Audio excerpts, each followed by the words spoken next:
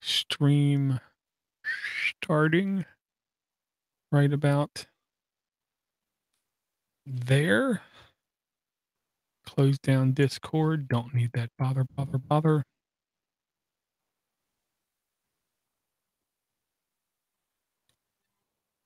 here. $4.99 mark. Crikey. Up. There. Go over here. Click.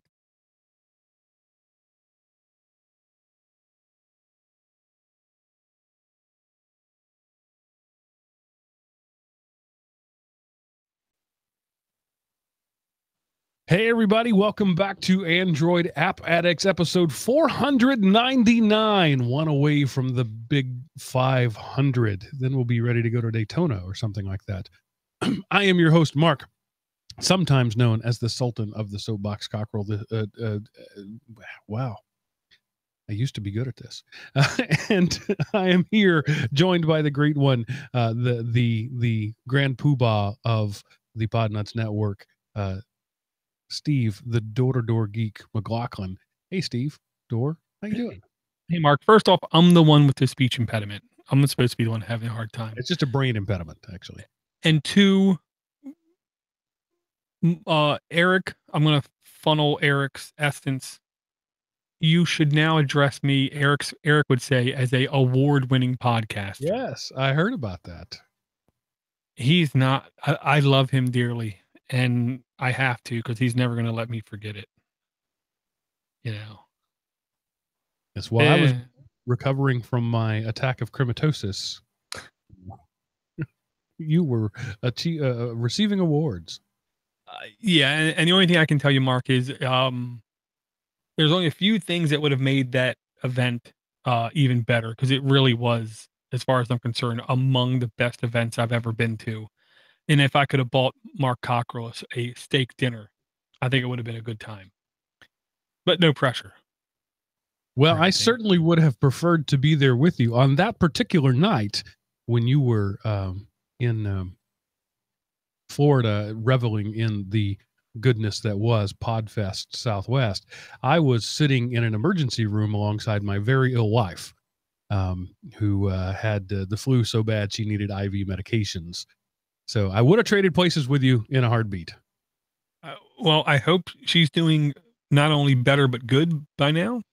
Yeah, she's fine now. And I was such a good nurse to her, took such great care of her, and was so intimately related to her. I then got the flu about 1 week later. But I had the flu shot. And for those of you vaccine deniers, let me tell you, the difference between having the flu shot and not having the flu shot is about 12 days of misery. My wife was sick to the point of needing emergency care for about 16 days. I felt pretty bad for about 4 days. And the only difference is that I had the flu shot and she didn't. So get the dang vaccine, people. You know what I say, Mark. Vaccines cause adultism. Yes. Yes, they do. You know, if I never hear another person say the only time I get sick is when I get the flu shot, I'll be fine with that, because A, that's just not possible, and B, you're a moron.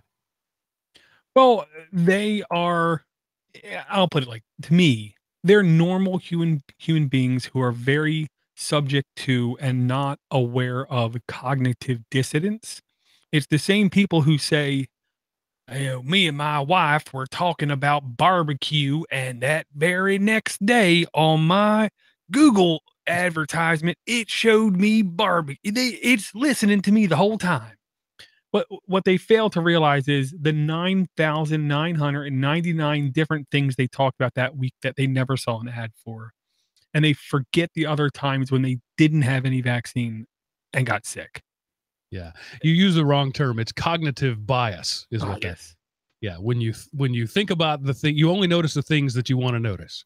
See, and I was hoping you would suffer from cognitive bias and not notice my misrepresentation of cognitive dissonance. I'm sorry, confirmation bias. That's it. Dang it, we were both wrong. Confirmation bias, when you are biased to the things that confirm what you already believe. See, remembering these specific terms is almost like trying to do math on a live podcast. I know it's a In the most over harsh statement of the word, it's a mental impairment.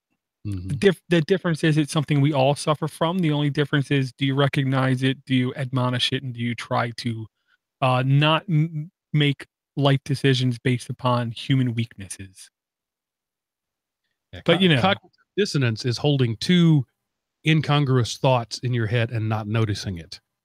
Like, for example, save the children by banning guns, but go ahead and kill unborn children with abortion. That is a case of cognitive dissonance. and I'll just say, we here at Podnutz hate talking about anything political, but I'll just say this: there is no easy answer to any of these questions. If there was, we would have already answered it and all agreed and moved forward. You know, some things in life require a lot of in-depth self-realization, heavy communication without assumption, and just coming to decisions instead of just arguing and screaming you're wrong.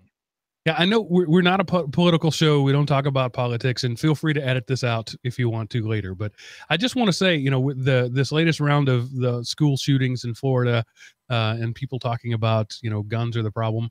The fact that teenage and pre-teenage children have so little respect for human life that they would take one in any way using any utensil is the problem. Yeah, and I recorded a DDG episode that I didn't release because I started to talk about this, Mark. And one of to me, the key problems not being acknowledged by any side, by any representative of any form of media that I've ever listened to is, when, you know, in my life and everyone I directly communicate to, the most ignorant time of their life when they were surrounded by the most blasphemous, rude people, mean-spirited people was in school. Maybe if, you know, a small group of normal kids, in air quotes, would have showed other kids empathy when they noticed nobody else was, maybe these kinds of things would happen less. Maybe that was what was different in the 50s and 60s. Maybe it was more normal for more people to show more empathy. I don't know. And that's the whole thing. I don't know. I understand. I don't know. And I'm terrified of this country making knee jerk emotional reactions like we did 9/11 and the Patriot Act, Right. you know. So let's just not be hasty. I agree something needs to change. What that is, I doubt somebody screaming into a microphone on the nightly news or some network television show is going to have any of the right answers. You The know. only thing, as Martin Luther King said, hate cannot drive out love. Only love. I mean, hate cannot drive out hate. Only love can do that. And if we had a little more love for each other, hate would be driven out. Yeah. At least once a year or so, I listen to one of his speeches from beginning to end. Uh, a very poetic, waxing man. Uh, to say a gift of speech is quite the understatement there. So I'll just quote the movie Canadian Bacon with John Candy and say, "Can't we all just get along?" Yes. Yes. I did want to. Oh no, completely wrong. You ever just do the wrong lead in for the thought that you were thinking? Like the other day, I was, and that's not at all what you were going to say. What Yeah. is? There's got to be a word for that too. But just today, I was talking with a friend of mine, and you know, he's my age, 45, 46 years old. And we were talking about, you know, the golden years and the best, you know, the TV show Wonder Years. You know, what was your golden age? And he was like, for me, it was, you know, the late 80s, coming into the 90s. It was high school. It was the best time of my life, man. And I was like, you and I had very different high school experiences. My childhood pretty much sucked from about birth until 20 years old. And high school was one of the worst times of my life. And Dor, I know, you know, enough of your story to know that it's kind of the same thing for you. But it's interesting that the people who had high school as the best time of their life think that everybody had that experience. But I really think it's probably a pretty small percentage of the world.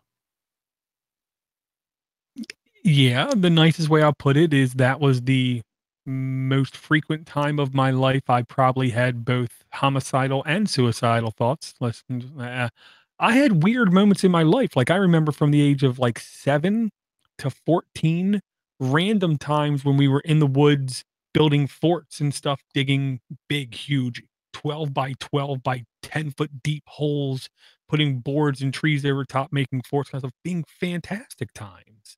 I remember honestly being on my skateboard by myself, learning how to kickflip as being a fantastic time, but being shoved into government institutionalized buildings with teachers who sold drugs, bought kids beer, had sex with kids, I found to be a very and watch a girl right in front of me get hit by a tractor trailer and dragged 40 feet because we had off-campus lunch. I found a very bad time of my life.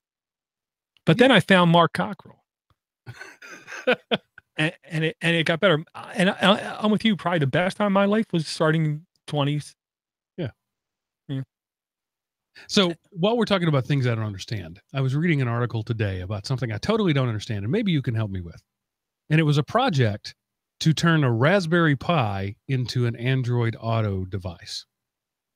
I don't get that at all. I don't understand the allure of Android Auto. You have more experience with that I do, so maybe you can tell me.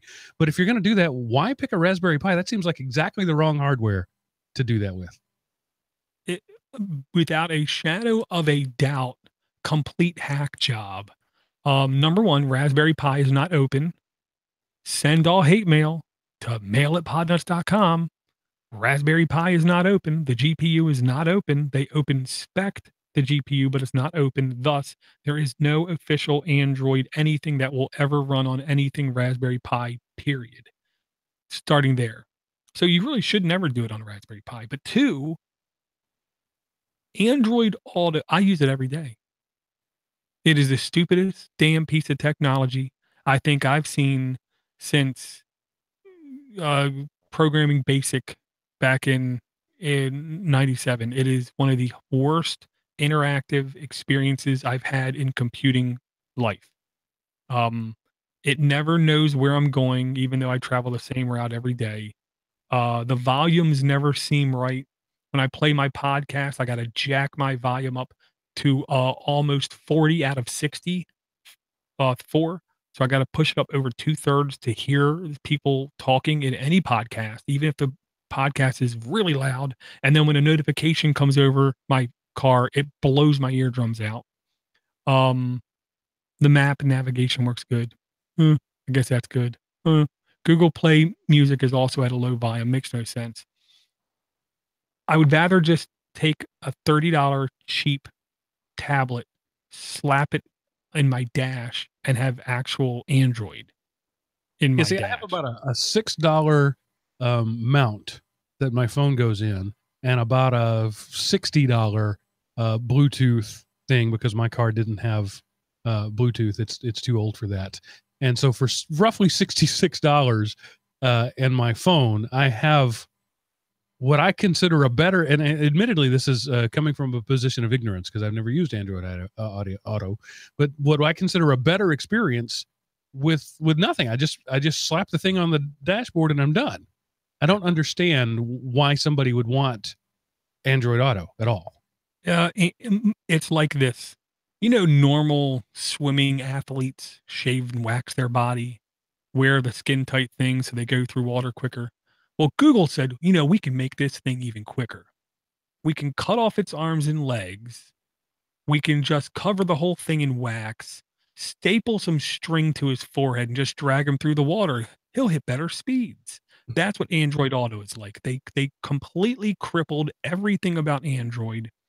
Unless you're using one of their premium adopted applications like Messenger, I can't get messages on my screen. No Voxer messages come on the screen. No third-party chats come on the screen at all. Just Messenger, Google Hangout, stuff like that.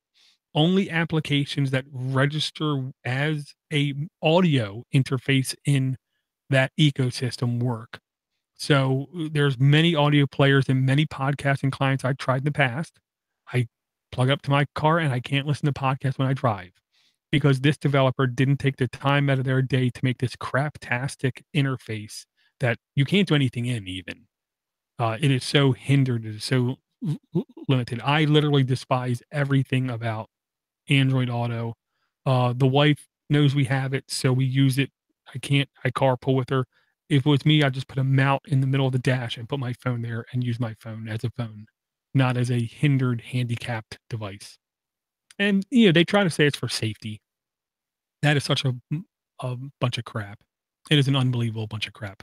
So let's hurt everyone else's experience with that device, like the passenger who could be doing everything on that phone for me i- in the name of safety. Yeah, I don't buy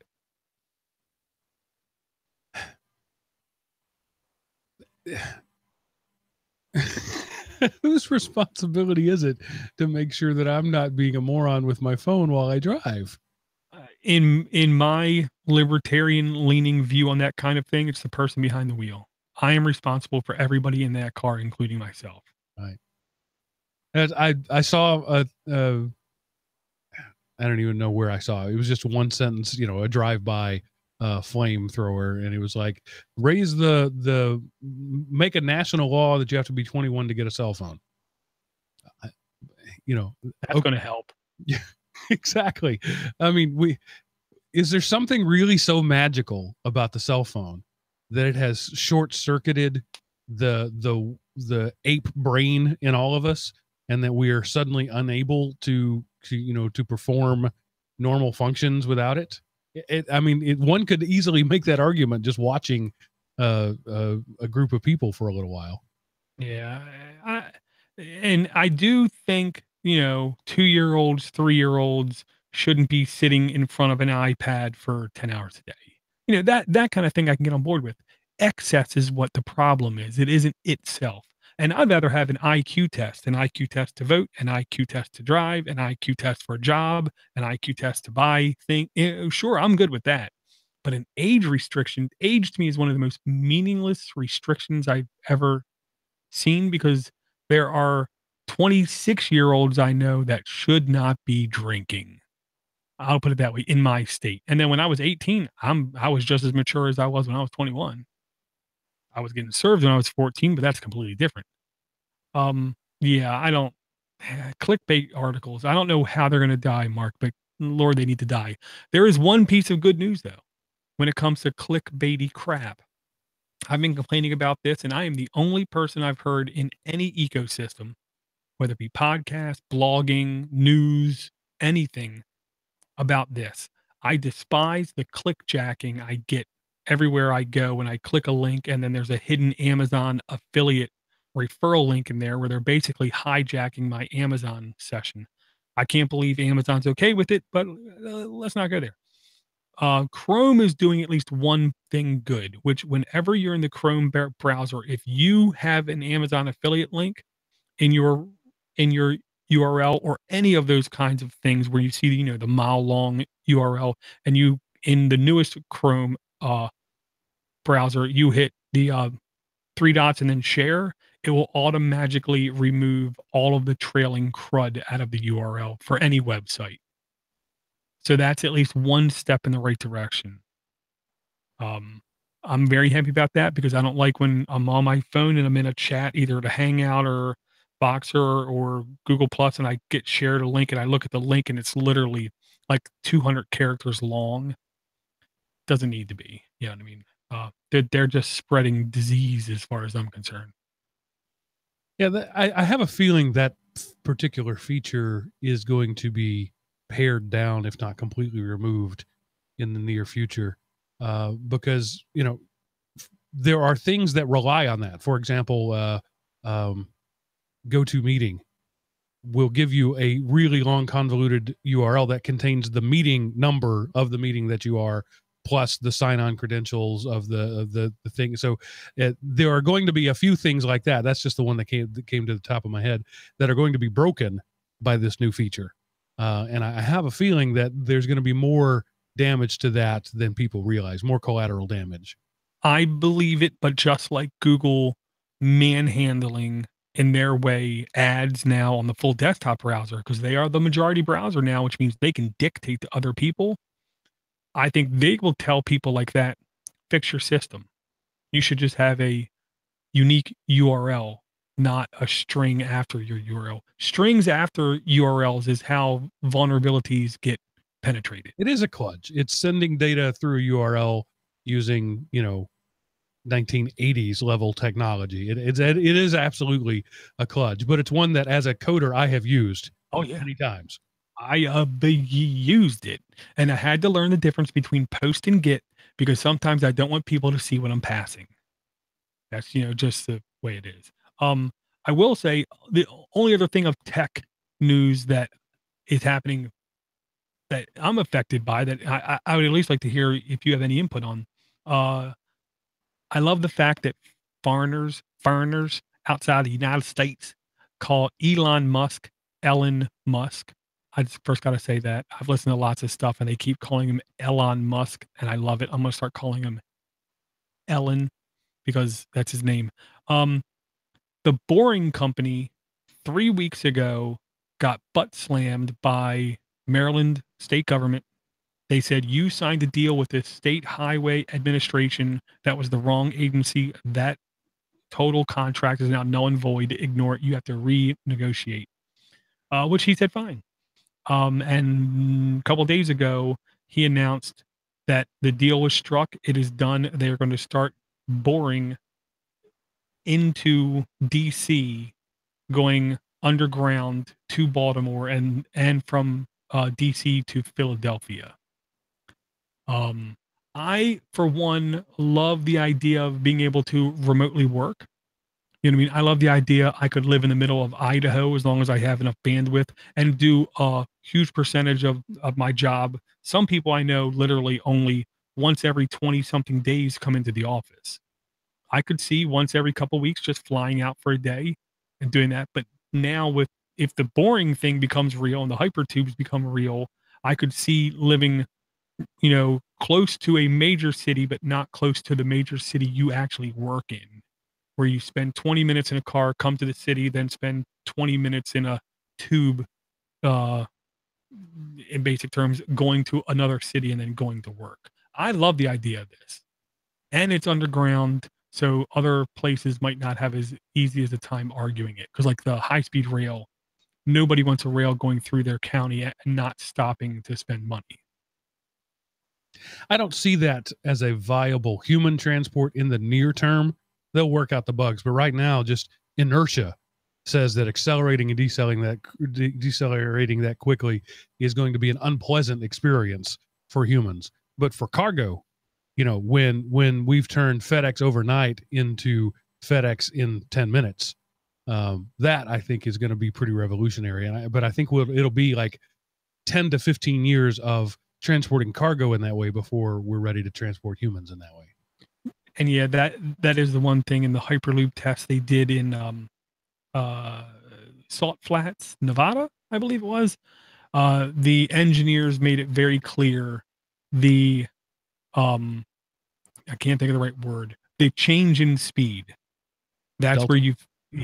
That's what has to be very carefully crafted to minimize G-force, instability, that feeling, kind of thing. If they can get the math worked out to where they can maximize the speed, but make the acceleration not feel like such, then they have a success. And, I don't want to sound stupid. To me, that's just math, figuring it out, maximizing it, hitting the right sweet spots, but making it economical. That's the key. If you can make that kind of stuff economical, I can, for lack of better terms, I can see it blowing up. Maybe not exploding, but, I mean, we have a track record of this. The Concorde, the supersonic jet, spent most of the flight accelerating and decelerating. So it was at full speed for about a third of the time in the air. The other 2/3, it was either accelerating or decelerating. So we know how to do that.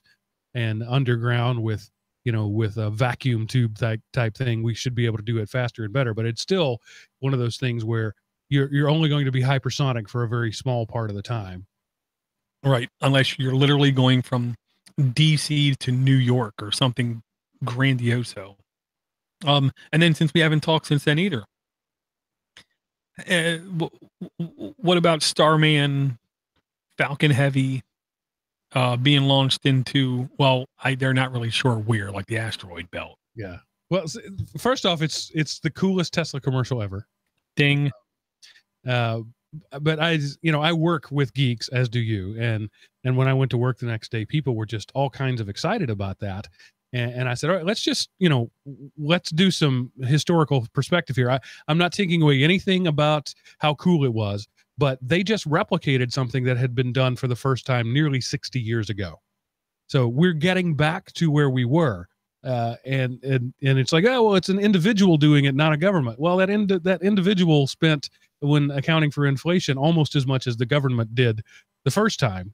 You just gotta realize it's shameful that we've had to reinvent this technology.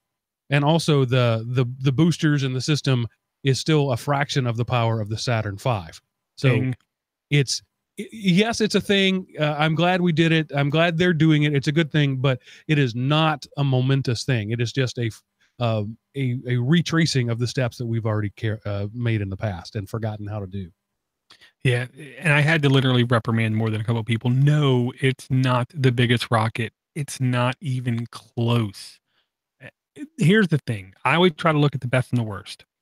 If it can inspire people, great. I don't care how much it costs. I don't care if it ain't the biggest. I don't care about any of that stuff. That's awesome. That's cool. Can't put a price tag on that. I can't say I've ever inspired, any number of people. But if that inspires people at a young age to get more interested in engineering, exploration, that kind of thing, cool. If it took private company to do it, cool. Whatever. I watched a video on YouTube by Curious Droid, a guy who wears some of the most heinous shirts I've ever seen in my life.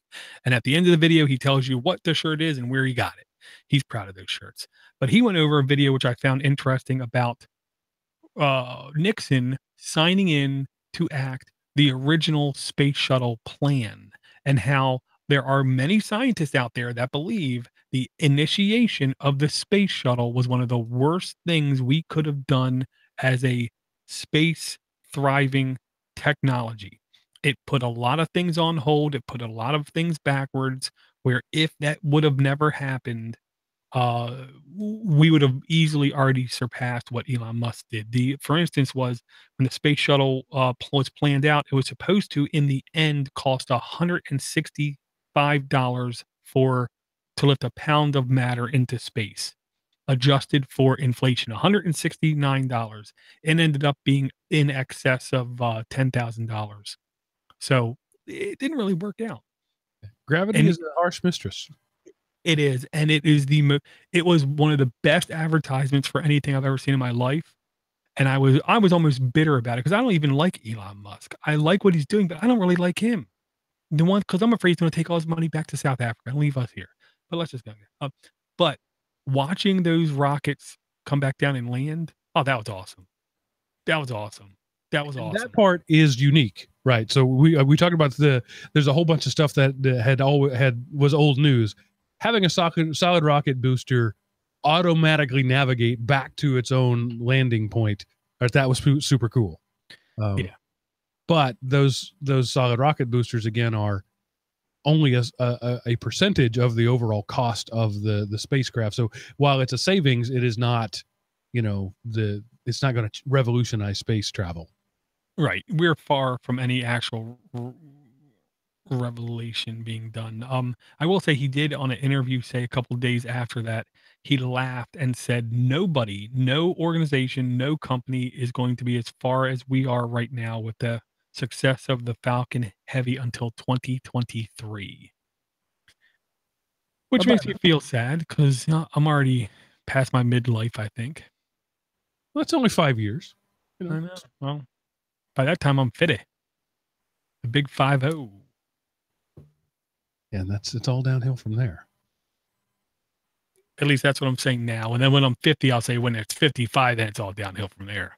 Yeah, somebody mentioned used the phrase midlife crisis the other day, and my 9-year-old's like, Daddy, what's that? I said, well, when men and just to a lesser degree women get to around the middle of their life, they start to look around and say, this is kind of not all it was all cracked up to be. I haven't done the things I wanted to be. I'm not the astronaut double knot spy that I thought I was going to be.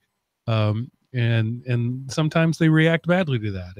And my middle child said, so are you having a crisis because you're at middle age? I said, no, I'm going to live to be 119. I'm nowhere near middle age. Good man. Yeah, I don't have a sports car or anything like that, so I don't think I'm going to ever hit that thing.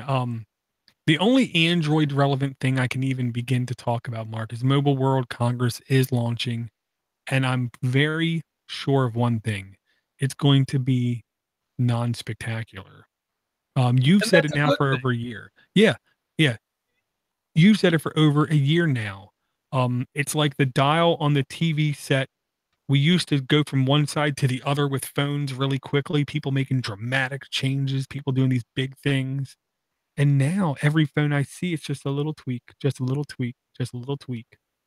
So I don't think we're going to see anything even remotely spectacular. I'm sure the journalists are going to be screaming about things when in hindsight, 3 months, 6 months later, any normal person looking at it will say, yeah, it looks and acts just like the phone right before it. It's just this one little thing has changed. Yeah. Well, wide-ranging discussion tonight, but this was in like 96, 97, somewhere around there. I read this article. It was when the Pentiums were all the rage, right? The first Pentiums came out, and they were cutting edge, literally melting hot machines. At that point, they were still liquid cooled. And when you got up to the gigahertz range, and this article was like, X manufacturer of 386 chips sold more chips last year than it had in all the previous years combined. Well, the new hotness was the Pentium. Why would you be selling 386 chips? Well, because they're cheap, they're easy to manufacture, and now they're in your washing machine and in your car and your fuel injector, that sort of thing. So that has always been the trend. Like this year's cutting edge technology is in your child's toy in just a few years. So I'm excited when companies are pushing the edge, when we're talking about these foldable screens and that sort of thing. And it's good that they're doing that, but we've reached a point now where it's going to take some sort of mass transition from everything we know today to something we don't know today. And until then, it's just going to be iterations of new stuff, and the old stuff will just become more pervasive. And that's great. That's why I can pick up a phone for my daughter for $280. That's a good solid phone. It's because there's the gap between the best of the best and the mediocre is now pretty small. And that's not a bad thing. So boring phones and boring congresses like that, to me, are a good sign. And I know it's not sexy and it's not a great thing to write clickbait articles about, but I think for the state of the technology, it's a good thing. Exactly. It's like life. It's like the stock market. It's anything else. At times it's bullish. At times it's bearish. At times it's exciting. At times it isn't. When it isn't exciting, that just makes the exciting times more exciting. And I love all the journalists trying to guess what that next thing is going to be. You know, it's like the Supreme Court justice trying to identify pornography. He can't, but he knows it when he sees it. Right. They have no idea what it is. Half of them are swearing it's wearables. Half of them swear it's VR. And there's some of them who I think are onto something, saying AR is going to be more successful, but I still don't think that's the next thing. And then some say wearables. The hell drug are you on? This isn't some Hollywood movie. Did you watch the new Netflix Rage Altered Carbon? No. People keep screaming at me I have to watch it. I have a hard time watching anything. I told my wife to watch it. Let me know what she thinks. Well, other than the fact that it's largely soft porn, it's something I enjoyed watching. But your point there, one of the technologies that is considered commonplace in this 380 some odd year in the future is essentially a contact lens that is your wearable device. It's your communication device. It's your Google Glass, right? It's your virtual vision, and it's just a contact lens that you pop in, and it sort of glows as you're reading stuff. And while we are probably many generations away from that, I really think that is the kind of thing when people talk about wearables, that's what they're talking about. But it has to get to be that good first. And the biggest problem right now is energy. We can't power anything that small. We have small technology that we can't use because we can't power it because batteries are still giant. Yeah, batteries have not made any significant improvements in almost 100 years, kind of thing. Where to power that thing, you need to walk around all day with a backpack on, Right. because it's communicating with everything on the outside. And yeah, I do think that kind of thing will become prevalent, but it needs to be like not there. It needs to blend in. It is not going to stick out like some huge wrist strap on your arm because that's too awkward and it's getting in the way and stuff like that. Um, so I do think wearables will become more popular, but they have to be natural. They have to like be there. Like when you look at a smartphone now, it doesn't look crazy out of place. It's just a little slab of glass. You know, it isn't some big StarTech, you know, 8-pound device like what we used to have. It needs to be small, out of place, not in the way. So I don't know where the future is going to be. I know this cloud stuff and this IoT stuff is only going to get more popular because anything that makes companies money, they like. And if they can put a device in your house that you have to require updates from them for any reason for, they're all in. Mm. So, these controlling your lights, controlling your locks, controlling your temperature, I can see only becoming more popular, but I don't see that as really being a future thing. It's just a sensor and, you know, a simple IO device.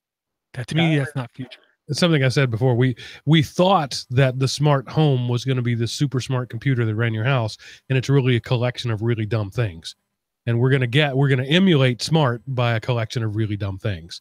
And I think that's what the future is always going to be. It's going to be the neural effect, the net effect of combining dumb things to give the illusion of something really smart. It's worked for humanity. Yeah, dumb, fast things. Right. The faster it is, the least dumb it's going to be perceived, and the more things it can talk to, the more it can come to do a search among itself and figure out the least stupid answer. And we'll be like, that thing's pretty smart. Right. Yeah. Yeah, I look at right now, this time of technology is a great investment period, dare I say. This is the time where if I need a new phone, I'm looking at a new phone. If my wife needs a new phone, new phone. If I'm looking at tech inside my house, it's right now, I think, going to be a really good price. The mini computing market is hitting a really good stride right now. And to me, that's what I compare phones to because they're the same basic technology, just lower priced. But I see those things starting to hit a really good stride where you're really going to get very close to desktop-like experiences for the normal person for about $100.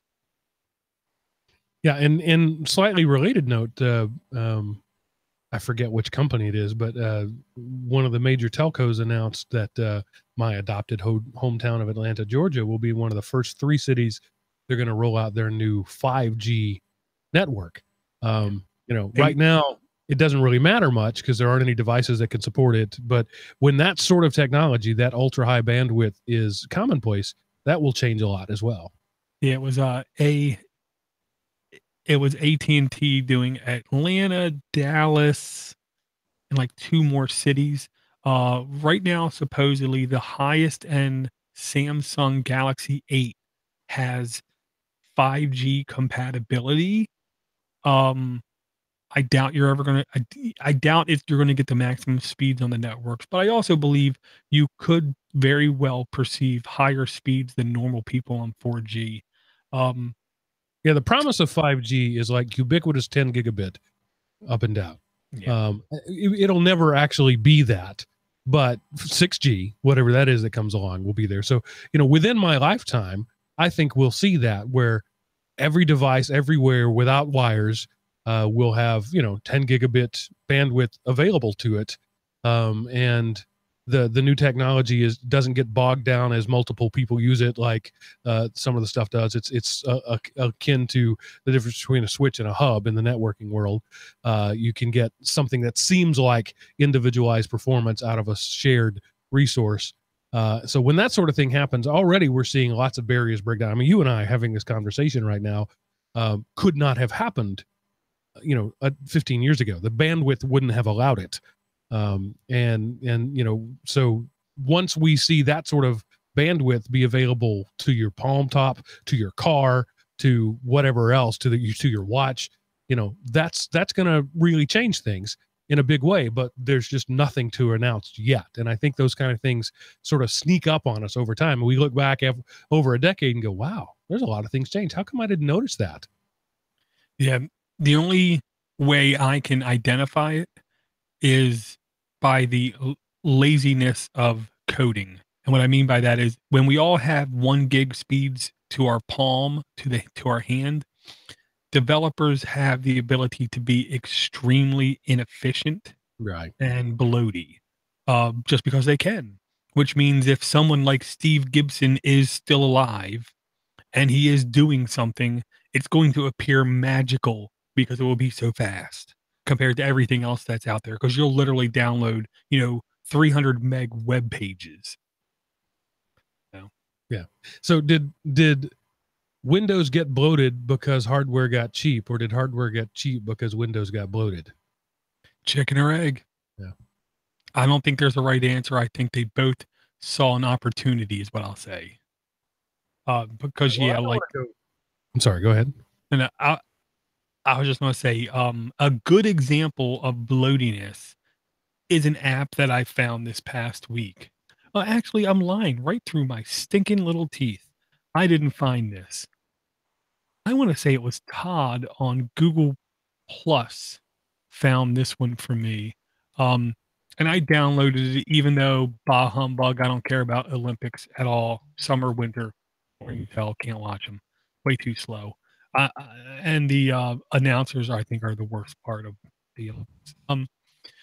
But I saw he posted this one, Snowboard Party World Tour Pro, and when I watched the guy who does drugs and sexual advancements on people or whatever, Shaun White, obscenely talented snowboarding fellow, like he's the Michael Jordan of it, the Wayne Gretzky of it, whatever of it. And I saw this game, I said, I'm going to download this game and give it a try. Now, if you didn't look, Mark, do you have any guesses on how big of a file size this is? Well, looking at the screenshots, I'm going to say it's a gig.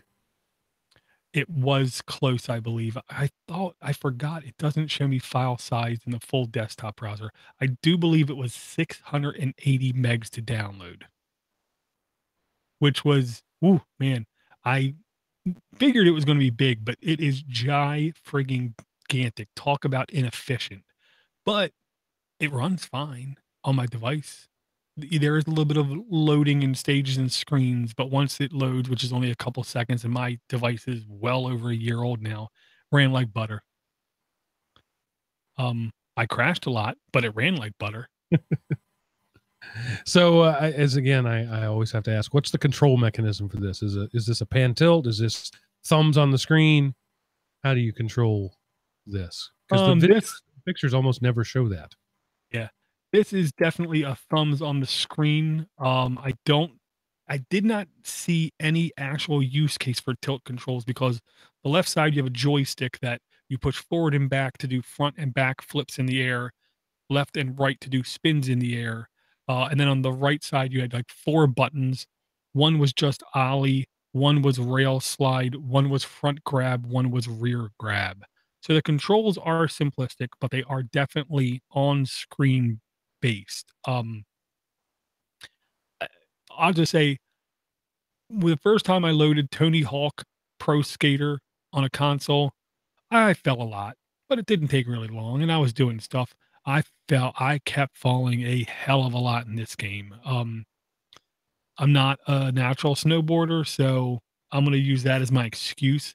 But it was fun when I was playing it. I put it on my kid's device as well. He had an absolute blast. I'm 99% sure it was completely free to download, no cost.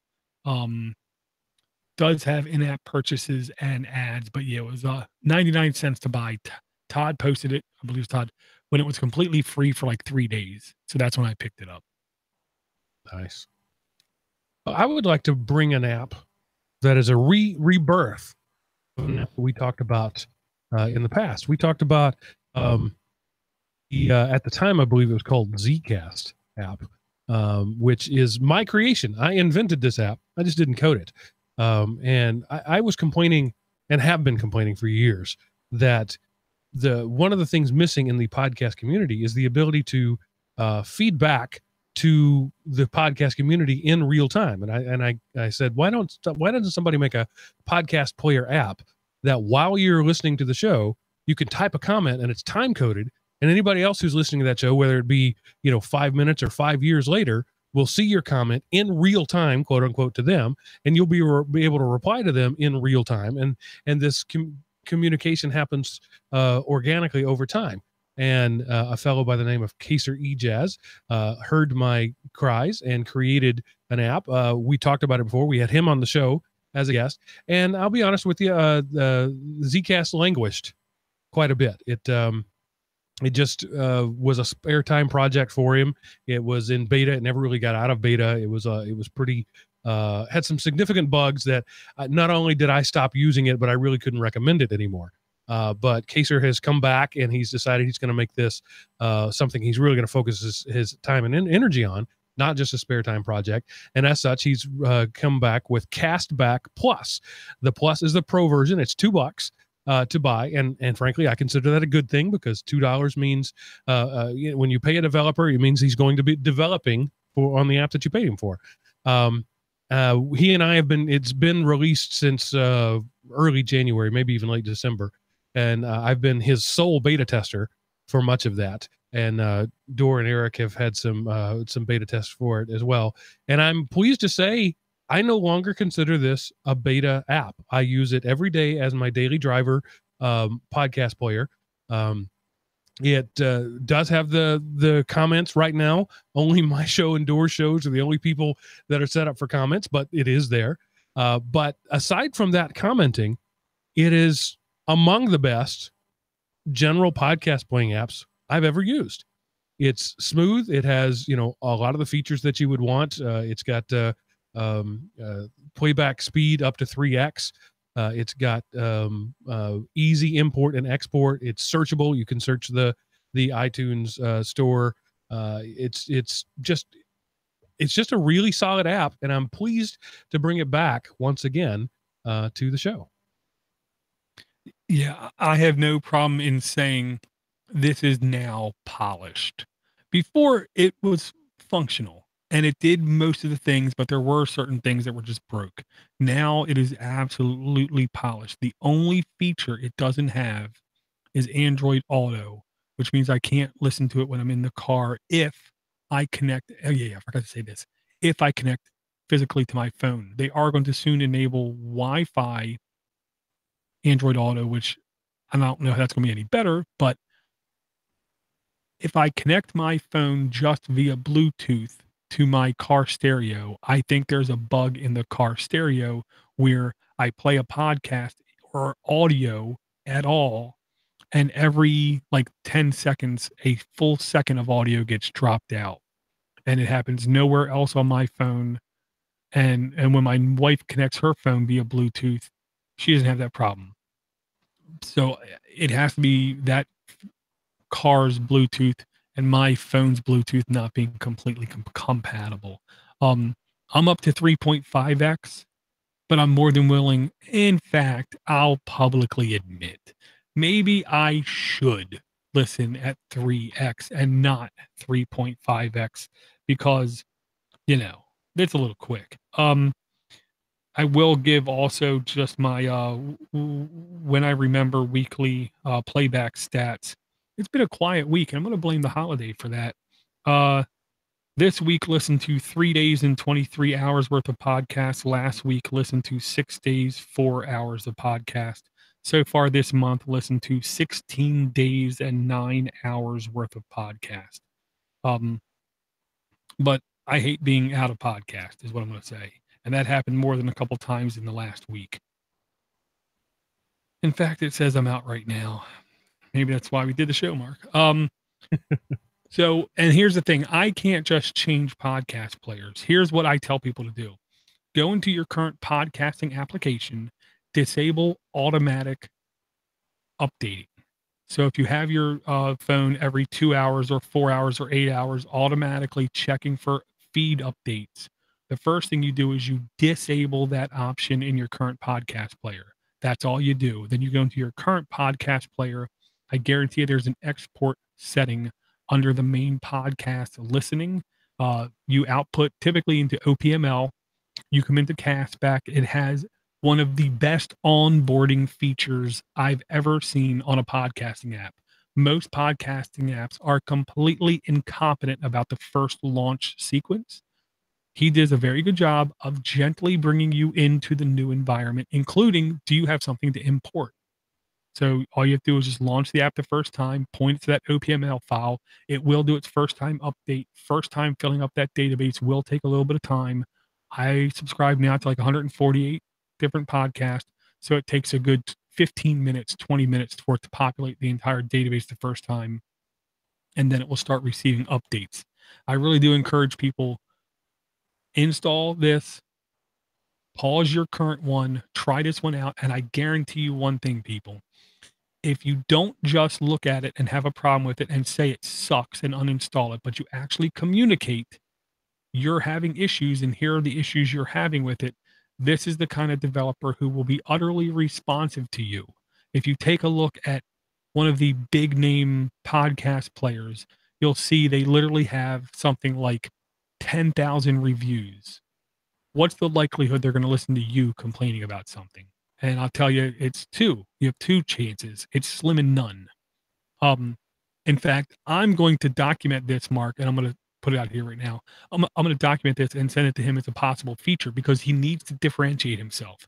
Here's the feature I want. And I already contacted 2 podcast developers, podcast player developers. Both of them said, I'm not doing that. Here's what I want. I find a new show. I hit subscribe. I come into my player. It then asks me to add a show. I want the ability to enable what I call, I don't know what to call it, time shift mode or time travel mode. Hypothetically, the show already has 100 shows under its belt. I want in some of those podcasts to say, now put me in this mode where when I hit subscribe, it's going to show episode 1 as being brand new, ready to download. And then in a set schedule, either the same schedule as the original show or accelerated versus the original schedule, start to then give me those shows and have them appear as new episodes in my feed without me having to go through each one and saying, up, mark it as new, up, mark it as download, up, add it to playlist. Instead, just say there's 100 episodes, show it to me at 4 times rate.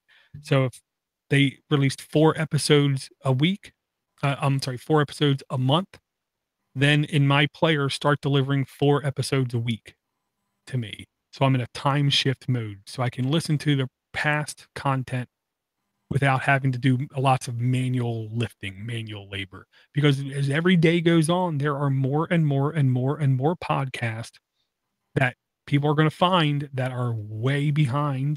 And the example I'm going to use is Linux Reality. Go into iTunes, search for the word, go into iTunes podcast, search for the word Linux. Linux Reality is going to be in your probably top 4 search results. The show has not been published for over a decade. The reason it's in the top 4 results is because it's still probably the 4th best Linux podcast ever made. And I would like to hit subscribe and then have episode 1 delivered to me like it's brand new and then listen to that show in its natural progression at its natural pace. I know it's a weird feature, Mark. That's Interesting. It'd be difficult.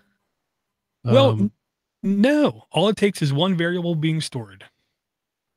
The date you added it, and then it's just a differential from the original date. You just got to parse that feed every time you download it, and you'd have to store that variable somewhere. Yeah, I mean, it's easier. It's harder than it sounds, but it's easier than impossible. Because all you got to do is just remember the differential in dates. If it's 10 years, 10 months, and 10 days in the date difference from when I hit subscribe to the actual first show being out, then it's just a quite simple matter of using that date difference and then just keeping that consistent throughout time. It's a pain in the butt for them to do. That's the whole thing. Silicon Dream in the chat room says, I can never understand why some podcast feeds don't have every show in them. It's a bandwidth thing. That's all there is to it. As your feed gets bigger, it costs you more bandwidth to serve that up to hundreds of thousands of users every time they download it. So they'll trim it to the latest 10 episodes or whatever, and that cuts their bandwidth down. That's the only reason to do it. If you're an unpopular show like mine with only a handful of users, that doesn't bother me at all. But if you have millions of subscribers, that could be a significant bandwidth with cost to have every show in them. Well, yeah, it's twofold. One, it's bandwidth, but two, if you're using outside services, whether it be FeedBurner, Podbean, Blueberry, Libsyn, blah blah blah blah blah blah, all of them to the best of my knowledge, limit your RSS file size to 1 meg. So you can't go over 1 meg. So if you have big notes, you might not even be able to get to show 100 before it says you have to shorten your feed. Yeah. And that's, again, a bandwidth constraint thing on their end. Yeah. And I don't want to say I don't blame them, but I almost don't blame them. It's just the nature of the beast. Right. But yeah, I am right now looking at asking my WordPress guy to give me full 100% RSS feed features. And the real reason is so I can take those feeds, give them to a third-party service, give them all 80 plus gigs of my files, and see if I can have them host all of the content in one repository and have one feed continuous for everything. And if it costs money, so be it. I will make it work somehow. But I like the idea of having every show available since the beginning of time, where right now, unfortunately, you get a Podnutz. Almost no show goes back to episode 1 because HostGator technically turned my domain off, threatened me, told me I had to pay for their VPS service, which was easily $300 a month. Right. And that ain't happening. This will be a discussion for off the show, but Miles, the engineer guy on my show, has come up with a solution or discovered a solution that may make bandwidth or podcast hosting on a service provider obsolete. And it's like distributed like torrenting for files for podcasts. We have a working prototype, and I'm about to jump into it and just start uploading my old content that way and see what happens. But anyway, well, the number one thing is people are want to know is it truly auditable? No, it's not trackable. That's the then thing. Nobody will use it. You would have to, yeah. I don't know about that. I mean, It all depends on what your priorities are. Yeah. If your priorities are touting your numbers and I have this many people, then that's the current system we have works really well. If your priority is making your content available in a decentralized and inexpensive way, like me, I don't care about tracking my numbers. I don't care about that. And so it's just not a thing for me. But anyway. Well, is he going to monetize this somehow? No. Then I don't see how he can beat archive.org. Anyway, it's an interesting, it's a thing that's out there. It's not anything he invented, but there was something I was going to say, and it was important, and we've derailed me from it twice, so must not have been all that important. So anyway. Well, I agree, and here's one thing I hate, Mark. I wish people, instead of asking how many downloads do you have, they would ask something more important, like how much in engagement do you have? Not your number of Twitter followers, not how many downloads, but engagement. Yeah. I have given up on making money as a podcaster. At one point, that was a thing I wanted to do. I have now realized that's just not going to happen. I'm okay with that. Yeah. My logic is when you give up on it is when somehow it finds a way to you. Right. Oh, that's what I was going to say. Dan Carlin. I don't know if you know Dan Carlin. He has a excellent podcast called Hardcore History that has been languishing lately. He hasn't done many shows, but he has a unique way of funding his new shows, and that is his feed is like the last maybe 4 or 5 shows. And if you want to get access to the old shows, you have to pay for it. It's not much. It's a couple bucks. But I thought that's a good reason not to have everything in a single feed. You give them the last 10, and if you want the rest of them, cost you $5. Seems like a good way to monetize that. Keep your bandwidth low. Only the serious people will be using your bandwidth, and you make a few bucks. Right, and I'm sure he uses a hell of a lot of bandwidth because he is my definition of passionate. He doesn't put out 5 episodes a week, 20 minutes each. He literally puts out like 1 episode every 4 months, but that 1 episode is like 6 hours long, and it takes you through a solid, 200 years of X in such detail that if you told your teacher in school some of this stuff, they would be like, really? I didn't know that. Really? Because this guy is passionate. Yeah. Excellent stuff. Dan Carlin's Hardcore History. Check it out. So let me read the one email we have this week. And it is from Robert, who says, I often hear people saying tablets are not popular due to lack of apps. When I was in Thailand visiting my wife's family, I was shocked how many people use tablets as their daily driver. I attribute this to the following. Tablets include SIM option for data and voice when people were online everywhere in the market. And tablets with low specs were cheap and still had mobile internet, just over $100 unlocked. Yes, we have a pattern. Even my nephew had an Acer. So I've never really heard that knock on tablets as lack of apps personally.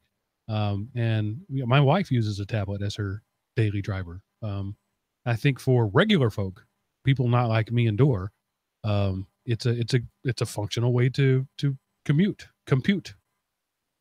And I'll say in our country, we at least not that long ago had just as many wired or heavy devices as we had portable devices. In a lot of other countries, it's wireless or nothing. So those kinds of places, I can see tablets being immensely popular, but the downside is very few higher end devices. Very, very few higher end devices. Just means that they'll be flooded with the $30, $20 tablets. And I don't see, and here's the sad part. Developers, manufacturers, and everybody go where the money's at. They're not going to go out of their way to innovate software platforms or application interfaces for those countries. So for us, it's a great couch computer, but that's about it. Look up that guy in that movie with that girl. Like we were watching Batteries Not Included the other night. Yes. And I'm sitting there looking at the younger male lead and I'm thinking, I know this guy. He looks like Kenny Loggins, but who is he? He ain't Kenny Loggins. And so I got tired after like 3 minutes of thinking and I looked it up out there. Okay, that's who he is. But that's a good movie. I forgot about that movie. Yeah, the concept of being online all the time, the SIM cards, like you said, Dor, it's definitely a third world thing because the U.S. in particular, Britain to a lesser extent, but here in the U.S. we invested millions of dollars early on in copper. We had the Public Works Initiative, the telephone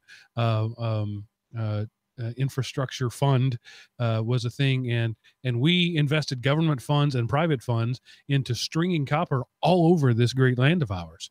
And so we have landline and DSL and even today, broadband internet, where most of the rest of the world didn't get communication technology to the masses until cellular became a thing. And, you know, you've got kids in South Africa that have a cell phone and are texting, but have never seen a computer. Not because they can't afford computers, but because they can't plug them into anything. So, yeah, it's just a difference in culture. And I would say in many ways, the U.S. has been holding innovation back because we have a good infrastructure. You know, it's just saying we're not going to invent the flying cars because we have interstates. Innovation follows need, and the U.S. just has not had a need for broadband in the way that, or wireless broadband in the way that other countries have. Yeah. The term I always hear is leapfrogging, because other countries did not get on board like we did with cable and copper, and even some optical fiber, that they're going purely wireless in a lot of countries. And because of that, it's either that or nothing. So they put a lot of that out, and that space speed is higher than our average speed. Mm-hmm. So now if you take a look at the global charts of what kind of speeds we have as a country, the US is not even by the top. I think we're like I always want to say 17, but I'm not sure. It's not in the top 10. But, you know, that's what happens. Countries have the ability to leapfrog. And then lastly, I just want to say thanks to Deborah Chavez for your awesome Patreon pledge. Thank you for that, for your generosity. And if you want to be as cool as Deborah, you can go to patreon.com/Android App Addicts and fund shows that are an hour of conversation with only 2 apps. Well, because we're that damn good. I'll make it 3 real quick, Marcus. Here's a game I discovered, and this is almost a difficult for me to describe game. Now, I mean, when I stop and think about it in my head, I can in my head imagine everything that it is very easily, but to describe it is not that easy. It's a puzzle game. Okay, pause. You know how Mike Tyson's Punch-Out on the NES wasn't even a boxing game? It was a puzzle game. You had to figure out patterns. You had to know when to punch, when to dodge. It wasn't a sports game. It was a puzzle game. This is definitely a puzzle type game. You're in a city.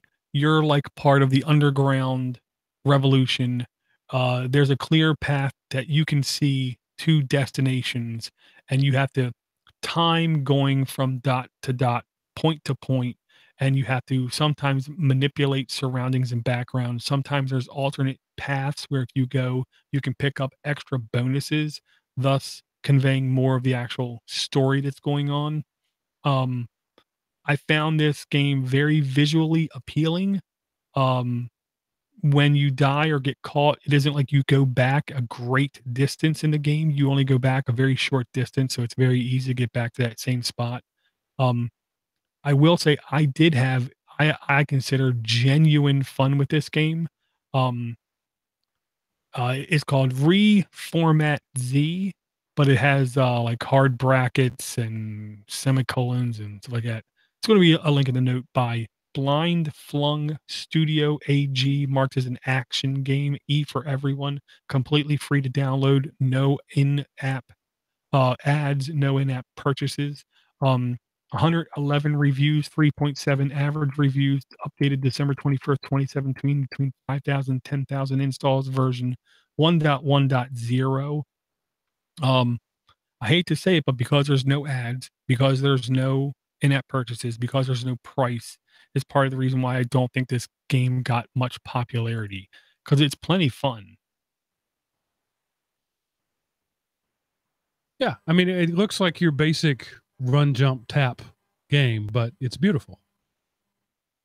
Yeah, I really I'm not a huge fan of really like broad different types of graphics, but I like this one. It almost was like modern day Blade Runner. I don't even know how to explain this, but I liked it. Oh, it's good. Lots and lots of 2 and 1-star reviews saying that it's slow and laggy. Did you have that experience?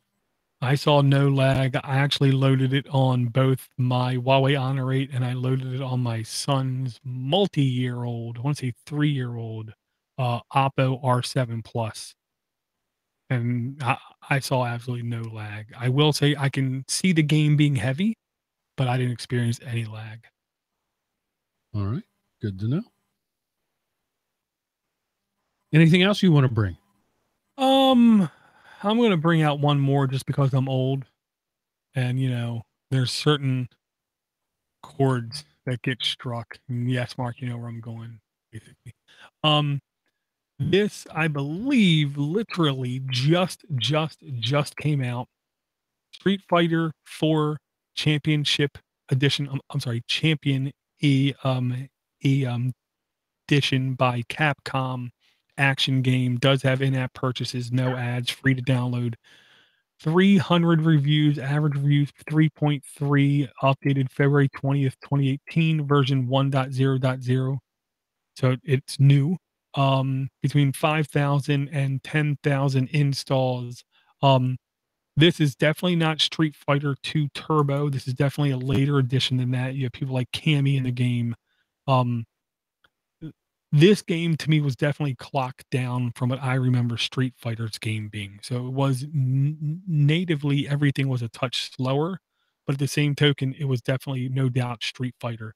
Played much better on the GPD than anything else. And if I remember correctly, this was only compatible with like 2 or 3 of my devices.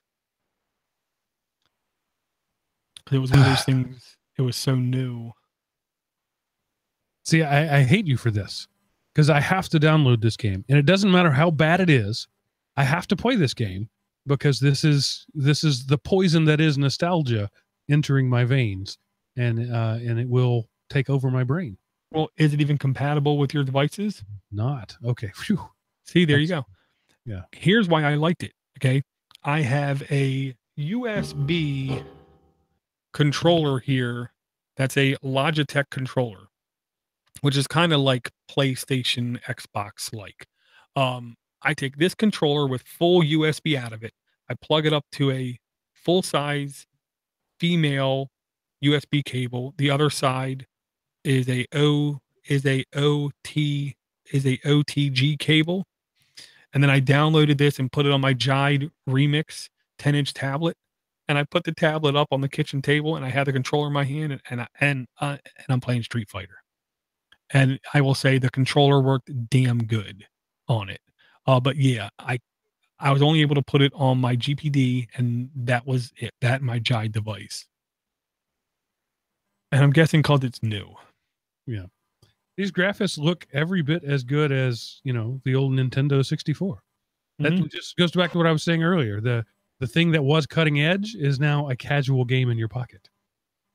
Yeah.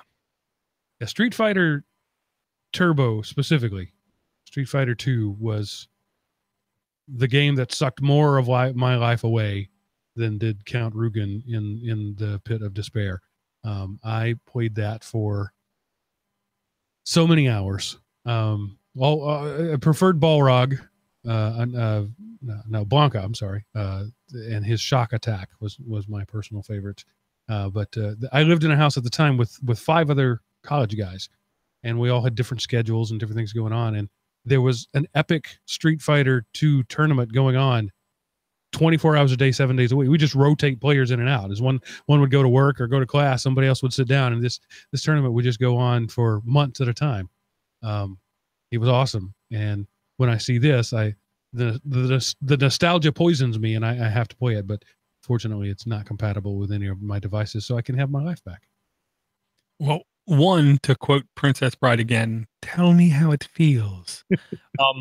But here was the thing. I watched a really good, I don't even know what to call it. I guess documentary called Chasing Ghost, which if you want, Mark, you should be able to access my Plex and watch it because it's on there.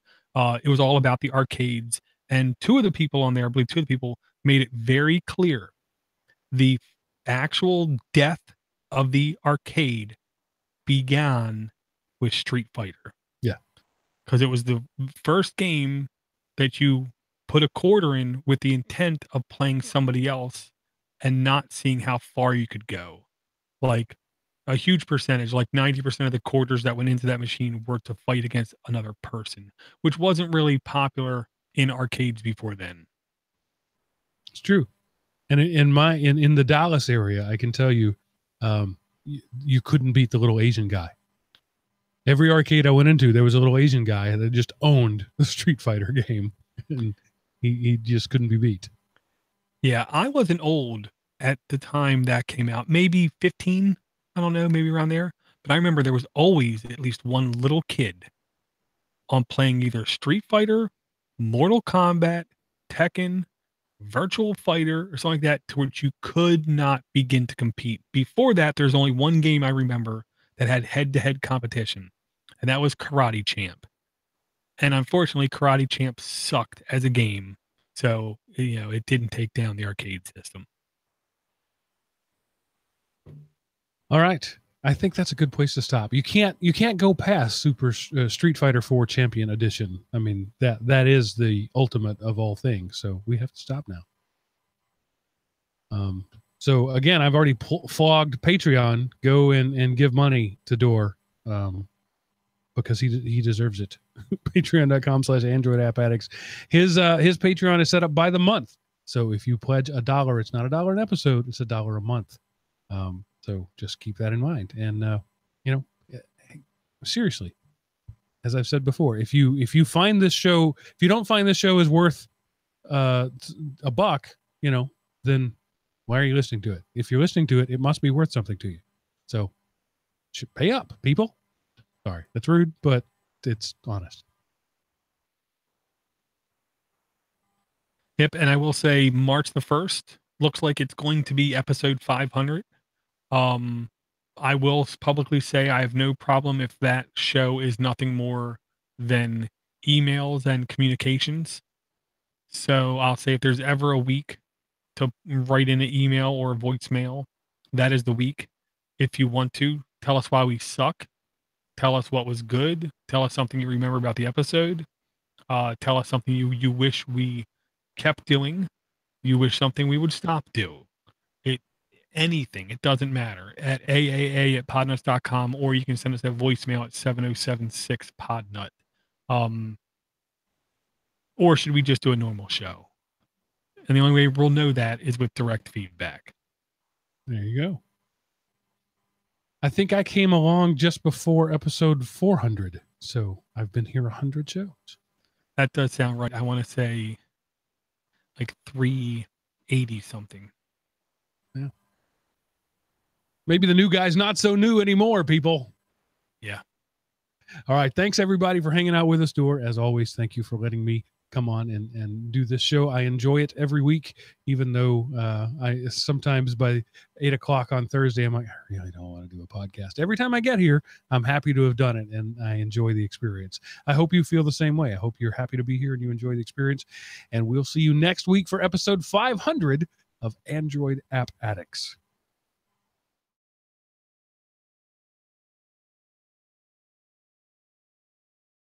Stop. Okay, now stop Audacity. Save project. Don't mess it up.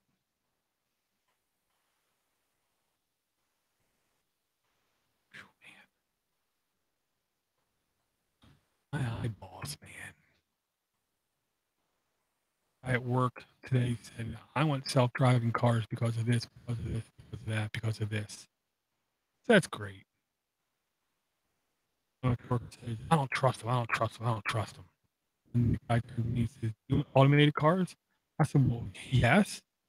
He said, "Well, why?" I said, "Because I'm going blind." I remember I was like 13 and my eye doctor said, "Have you ever heard of the term macular degeneration?" I'm sitting there stupid, like, what? No. Okay. He was talking to my mom and he mentioned it. Then I remember going home asking my sister what it was. And my sister, read encyclopedias and crap. She said, "Oh, this." I said, "Well, why would the eye doctor tell me about it?" She turned to me and said, "That's not good." So yeah, eyeballs going bad. And I try to tell people, like, I've been wearing eyeglasses since I'm 6 months old. Impossible. No, it's not. Yeah, I've seen kids as early as 9 months old wearing glasses. Yeah, my mom said that he literally just guessed. You connected in that accurate prescription. What he could tell was he set something on the table in front of me, and when I went to reach for it, I was like 5 inches away, thinking it was right there. So he said, "Huh, he has messed up eyes. So let's try this." And he tried something, and he tried something else, and then, okay, these are good glasses for him. Yeah, one of my friends had a kid that was just a problematic child, difficult behavior, and just a frustrating child for the first 5 years of his life, until somebody figured out he was almost blind and almost deaf, and all those times they were saying, "No, don't do that," he couldn't hear a thing they were saying. Damn. So they gave him glasses, and his everything turned around. Damn, Mark, that's crazy. I'm sure as a parent, you felt every emotion, and they had to feel every emotion at that point in time. Everything from regret, depressed, and relief, and joy. Everything all at the same time. It's like they took him to a speech therapist. My son is 3 and still not speaking. What's the deal? And finally it just took somebody to think, well, let's check his hearing. And yeah, he was almost completely deaf. And they knew he had some vision issues because, it's kind of obvious. But then they realized that he was just like darn near blind. But yeah, pair of glasses and a pair of hearing aids, whole new kid. All right, so you want me to do some sort of intro on this one? See if I can come up with something clever.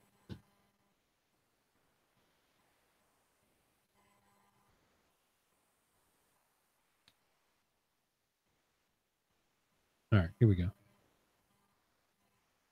This week on Android App Addicts, Mark gets political, Door hates Android Auto, and Street Fighter is still the king.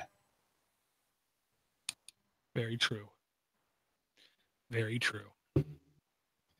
Yeah, they're releasing on the Nintendo Switch. There's a version of Street Fighter that's been out since the system was early, and it's horrible. It's horrible. It is horrible. It is horrible. It is horrible. Capcom said, but because their sale numbers were so good, now we're going to go back and do a good one, and it's going to be in people aren't sure if it's going to be one cartridge or you buy one cartridge and you literally get like 8 different games or like 9 different Street Fighter games, like all at the same time. So you want to play Street Fighter Turbo 2 Alpha, you can. If you just want to play Street Fighter 2, you can. And supposedly they said they're looking at network play. There's no reason not to. In this day and age, I don't see why not. We have low latency, high bandwidth networks. Yeah. Well, yeah, and it's all just a question of optimizing your communication stream, and you should have no problems. Yeah. As long as you're not trying to stream graphics, and it's just metadata, it should be fine. Right, and we talked about it a little bit last week about Yeti. I've heard nothing about it again, and now I'm starting to think we're not going to hear anything about that until May, until Google I/O. But this will be like the 3rd or 4th company that's tried to do it. Purely streaming game service. I mean, it's almost like the year of the Linux desktop will never happen. And I don't know if streaming games will ever happen. They've closed up shop now. But remember Play On, that was like distributed Windows where you could log into a Windows server and play anything? Yep. That worked pretty well. Just turned out they weren't legal in what they were doing. Yeah. Yeah, there was a couple of them where they actually weren't too bad. But then it became like some of either the game studios like didn't play ball with them, or there was some legality issue. It was almost like Aereo TV Play On There was a weird licensing. It was I can't. Was it Windows itself that was the issue? Yeah, it was Microsoft Windows. The RDP protocol they were using was not licensed in the way that they were doing it, and Microsoft said, "We'll license it to you for roughly 6 times what your company is worth." Jeez. Why am I not shocked? Why am I not shocked? Microshaft.